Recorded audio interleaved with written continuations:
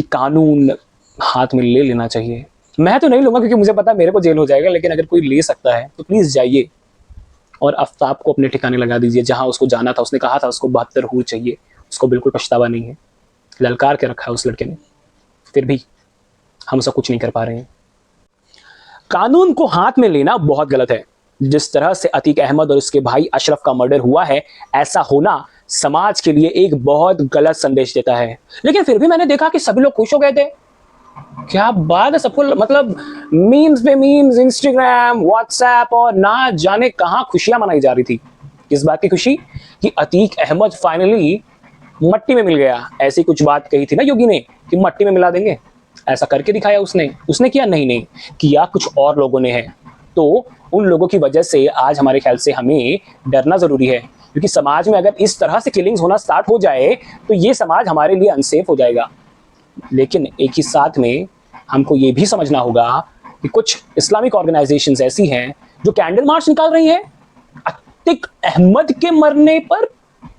यह बात ही हजम नहीं हुई।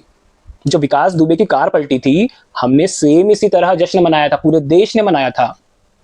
ऐसे क्रिमिनल्स जब मर जाते हैं तो उस पर हमें शोक नहीं मनाना चाहिए, क्योंकि इससे समाज में गंदगी कम होती है ना। लेकिन ना, कुछ लोगों को तो बहुत अफेक्ट हो जाता है, संवेदनाएं उनकी होती है उनके साथ, क्योंकि उनके अंदर बसा होता है कोई शैतान।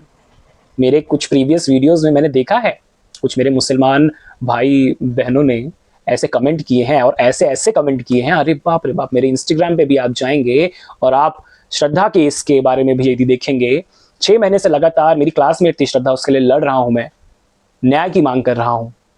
लेकिन फिर ऐसा लगता है आज कि कोई आए और वैसा न्याय दिला दे जैसा राजू पाल और उमेश पाल को आखिरकार मिला है। समझ रहे हैं ना?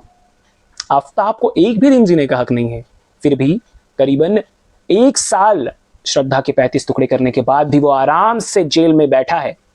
जेल में कुछ क्रिमिनल्स जो ऑब्वियसली रहे होंगे, अक्यूज्ड या जो भी रहे होंगे, वो लोग जो बैठे हैं उसके साथ में, उन्होंने उसके ऊपर जब आक्रमण किया तो पता नहीं कौन से बुद्धिजीवी जो वाकई में पैदा होते हैं, मुझे ऐसा लगता है ये ऐसे बुद्धिजीवी हैं जो बहुत बढ़िया अच्छे से फैमिली में पैदा होते हैं, बढ़िया से जाके पढ़ लिख लेते हैं, अच्छा जर्नलिज्म कर लेते हैं, ये देश दुनिया की बड़ी बड़ी यूनिवर्सिटीज में चले जाते हैं, एसी में घूमता है। इन्होंने जर्नलिज्म के नाम पे मजाक किया होता है। इनको नहीं समझ में आएगा कि वाकई में कितना संवेदनशील है कि इस इंसान को खोना, 35 टुकड़े हो जाना। समझिए, अतीक अहमद ने तो और बुरे काम किए, उसने पता नहीं कितनी लोगों का घर उजाड़ा है। तो आखिरकार जब उसका मर्डर हुआ तो कैसे ये लोग संवेदनाएं दे रहे हैं, मुझे समझ नहीं आता। कौन से हैं वो इस्लामिक ऑर्गेनाइजेशंस जो अपने आप को इस्लामिक भी कैसे कह रहे हैं, मुझे समझ में नहीं आता। क्योंकि सच्चा मोमीन किसी की मौत का शोक इस तरह तभी मनाएगा जब वो कोई फरिश्ता हो, वो कोई हजरत हो, है ना, जिसने कोई दीन की तालीम अगर दे रखी हो, मौलवी हो, ऐसा कोई हो, तब ना उसका शोक मनाना ठीक होगा। अब कोई शैतान जैसा इंसान हो जिसने लोगों का कत्ल मर्डर किया हो और अन्य बहुत सारे काम किए हो, तो ऐसे इंसान के मरने पर तो खुशी होनी चाहिए। विकास दुबे जब मरा था तो मुझे बहुत खुशी हुई थी, पूरे देश को बहुत खुशी हुई थी, है ना। किसी ने कैंडल मार्च नहीं किया था उसके लिए, समझिए इस बात को। आपको इन सभी चीजों के बारे में क्या लगता है? क्या कानून को हाथ में लेना ठीक है? मुझे नहीं लगता, डेंजरस है। नहीं तो फिर भाई भाई आज मेरे ख्याल से लोगों के अपने जान के पीछे हैं। तो अगर ये कानून लोग हाथ में लेने लग जाएं तो समाज की व्यवस्था बहुत बिगड़ सकती है। लेकिन फिर आखिर किया तो किया क्या जाए?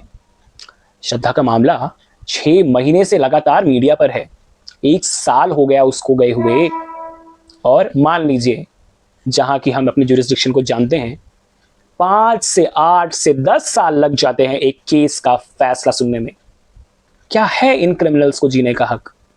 सही सही बताइए, दिल से बताइए, क्या एक भी दिन उनको एक आराम की जिंदगी जीने का हक है? सोसाइटी पर किस तरह का इंपैक्ट पड़ता होगा, एक के बाद एक और वैसे ही और केसेस सुनाई पड़ने लग जाते हैं। आपने भी सुना होगा निकी यादव का केस, सेम उसी तरह हुआ था उसके साथ भी जैसा श्रद्धा के साथ हुआ था। अगर तुरंत अगर फैसला आ गया होता तो क्या निकी नहीं होती आज हमारे साथ? सोच के देखिए।